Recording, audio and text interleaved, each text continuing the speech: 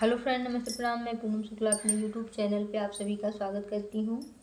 तो हम लोग गीत एक गाने जा रहे हैं। कैसा लगे कमेंट में ज़रूर बताइएगा। हेलो दोस्तों, नमस्ते, प्रणाम। मैं रेशम शुक्ला, मेरे चैनल पे आप सबका स्वागत है। हम लोग बहुत प्यारा सा एक नाच गीत गाने जा रहे हैं। जैसा लगे आप जरूर बताना, तो आज करके देखना। हम लोग एक गीत लेके आए हैं, बहुत ही प्यारा सा है, वो नाच गीत है। तो आप लोग सुनिएगा और कैसा लगा बताइएगा। सासु झगड़ा जिनी मचाव बल्कि अलगे कई देना। सासु झगड़ा जिनी मचाव बल्कि अलगे कई देना। लोटा लैल खरिया बलु बटुआ लैलना।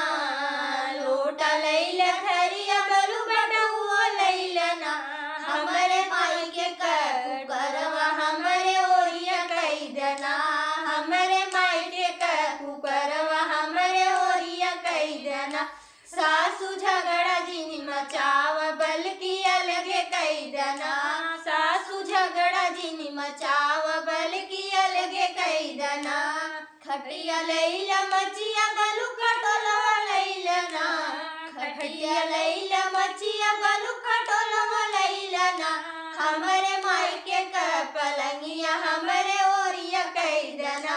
हमरे माई के पलंगिया हमरे ओरिया कई देना।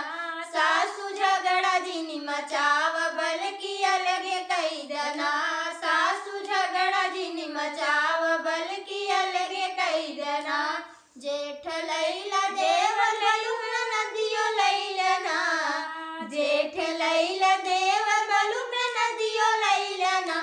हमरे पापा दमदवा हमरे ओरिया कई देना। हमरे पापा दमदवा हमरे ओरिया कई देना। सासु झगड़ा जिनी मचाव बल्कि अलगे कई देना। सासु झगड़ा जिनी मचाव बल्कि अलगे कई देना। हेलो दोस्तों, जैसा लगे कमेंट में बताना, फिर आज करके देखना आप लोग।